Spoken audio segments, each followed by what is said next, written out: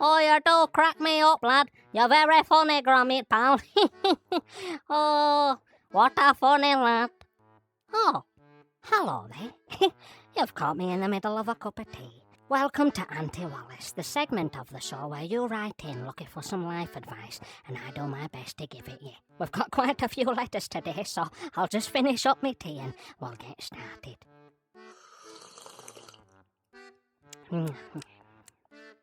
Lovely bit of Thai food. Why don't you grab yourself a cup of tea, perhaps a nice blanket, your favourite cushion, and maybe some chocky pickies. Get comfortable and strap in, because we're ready to go. Our first letter comes in from somebody called Golden Eagle. I don't actually think that's your name, pal, but I do understand that you would like to keep anonymous for this one, so no problem. So Golden Eagle asks, what would you do if you recently got drunk and embarrassed yourself? Asking for a friend.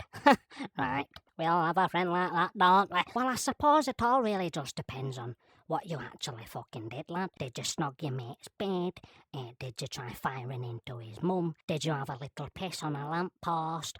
Or did you just do something stupid like text your ex-girlfriend? Something that you're very embarrassed of doing now that you've had a chance to sober up? Well, I suppose I can't really give you a direct answer because I don't know what you did to embarrass yourself. Be more specific next time, alright? What I would do if I did something to embarrass myself would be I would actually gaslight people. Yeah, I'm right into me gaslighting recently. Since I learned what it was, I think I've mastered the art of it. Here's an example of how I would successfully gaslight somebody.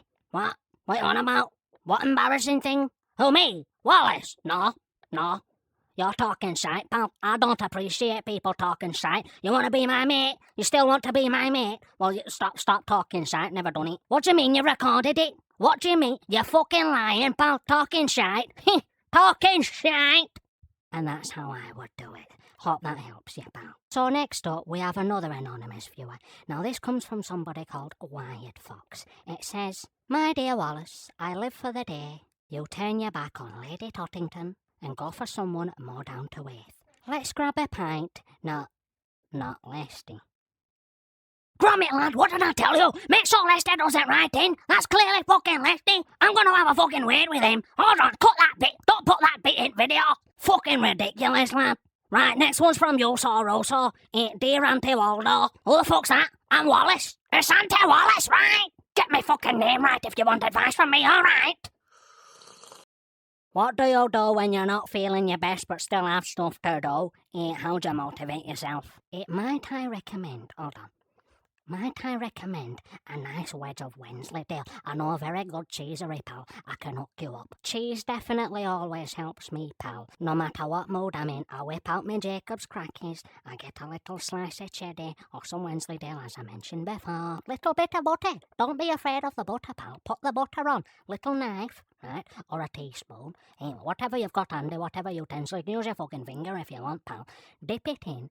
Little bit on the cracker like so, and cut your cheese down properly. Cut it down properly, lad, because you don't want any of those bumpy bits on your cheese. You want a nice flat, even slice. I'm actually working on an invention right now. It's called the Cheese Chopper 5000. It chops it down, but we're not plugging that today. That's what I do. But Gromit, there's nothing that boy likes better than to have a nice cup of tea and lick himself senseless. So you could try that as well, pal. It's up to you, really. But definitely try the cheese. And if you're interested in the machine, once it's up and running, I can send you a prototype. And if you want to support it on Kickstarter, then you can also do that as well. And if you do support me on Kickstarter, then you get some lovely benefits that I'll DM them to you. I'll DM them to you because it's not the time or the place to be plugging that product, you know. I don't have a license for product placement, pal, so shh.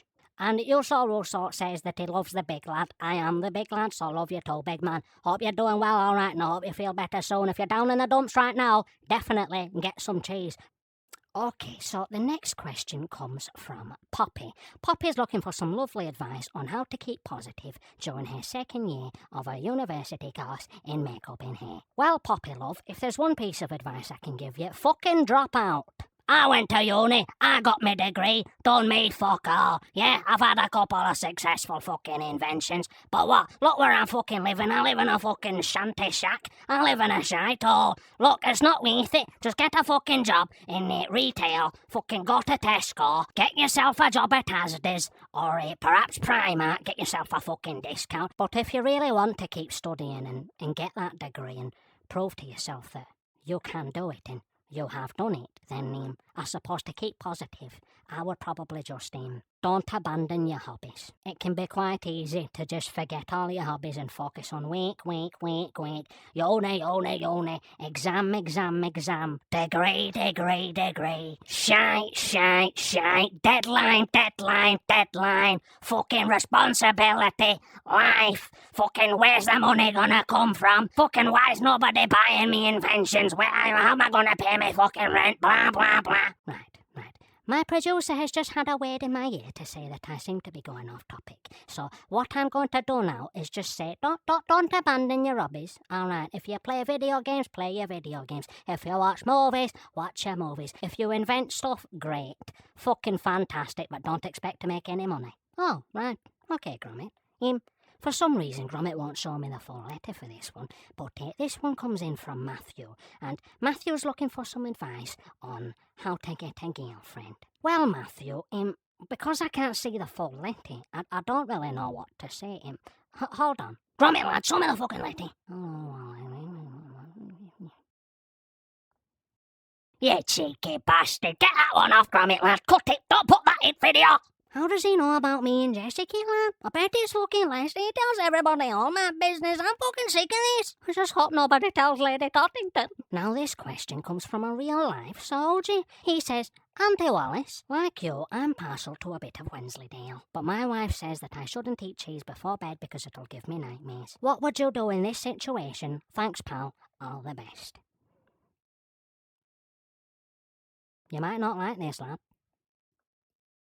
But you come to this show, you're right into this show for honesty, don't you? So, if it were me, lad. Dumpy, not fucking worth it. There's no salvaging a relationship like that. If she won't even let you do something as simple as eating a lovely bit of cheese at bedtime, then there's no saving that relationship. Oh, but Auntie Wallace, we've been married for 25 years and we've been through so much together. Oh, she loves me really, and I love her really. Doubt.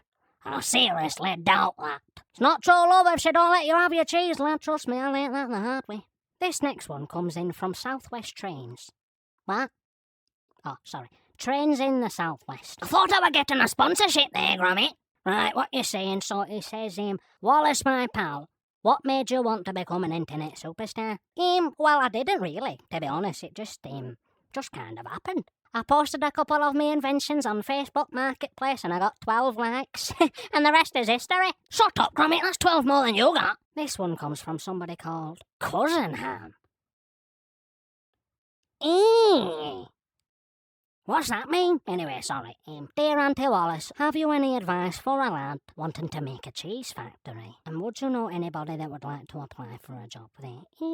Get a cow. You need a cow. First and foremost, you need a fucking cow. No cow, no cheese. And I suppose it all really just depends on the type of cheese that you're wanting to make, really, in terms of what equipment you're going to need and, what kind of maturing processes you're going to have to follow. Pasteurization, you've got what kind of milk. I know you're going to delve into the specialty cheeses, like, the ones with bits of cranberry, the ones with chili and stuff like that. You're going to make that Mexicani. Don't make that Mexicani. Had it once and give me the runs, don't make it. But definitely get a cow and perhaps get in touch with your local council. See if they'll give you planning permission if you want to build it from the ground up. Or perhaps there is old factories in the area that you might be able to acquire, whether that be paying for the property monthly on a rental basis, or if you have enough capital, then you can buy the land and the property outright. Done a lot of research on that topic myself, to be honest with you. Yes, I know a good thing or two about a potential cheese factory, but my fucking inventions have never made me enough money to be able to afford one. But that's by the by. Get a cow, because I've given you this advice. Can you send me a sample, please? I'll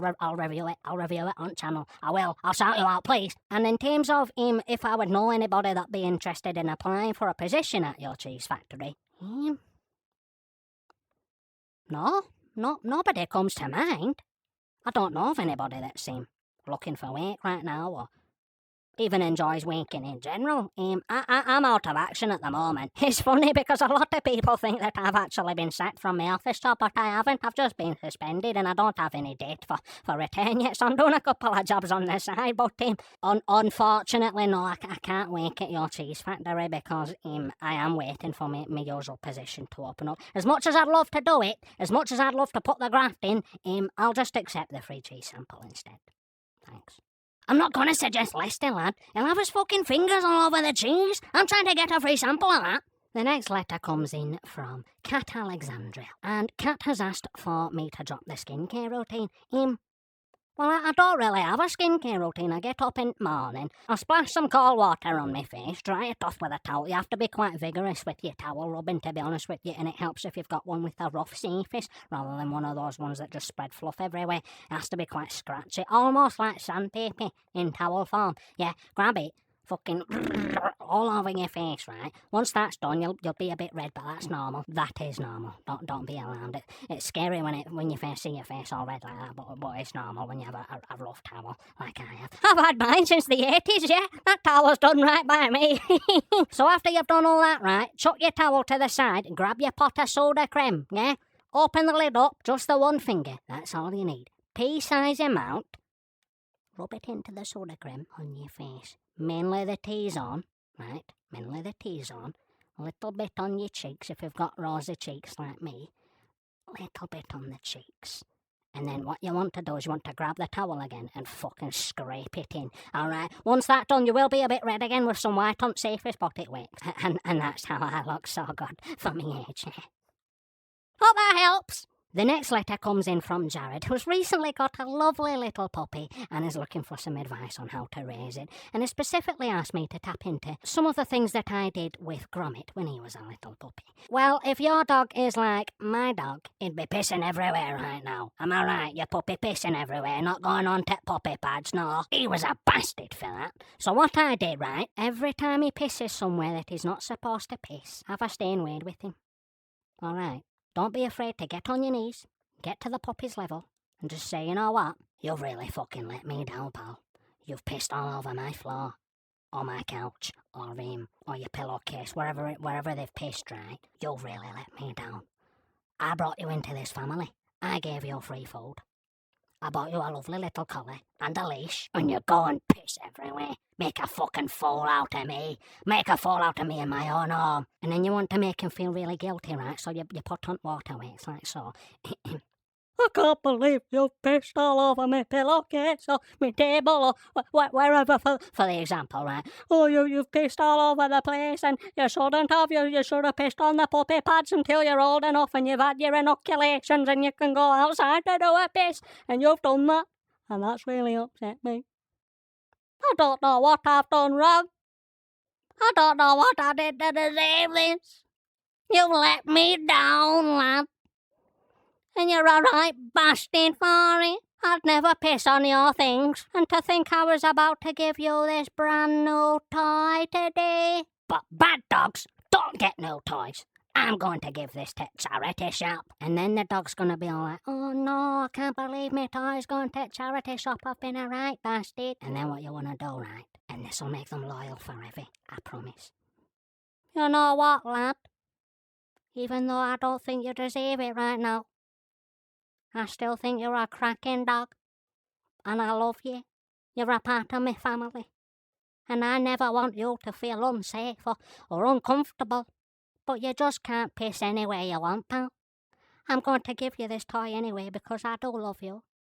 But please, respect the rules. And then you give them a Borneo and they're fucking golden. And the last letter for today comes in from somebody called Gareth. Hello, Gareth, pal. Thanks very much for writing in. My friend Nobby bought some cheese recently.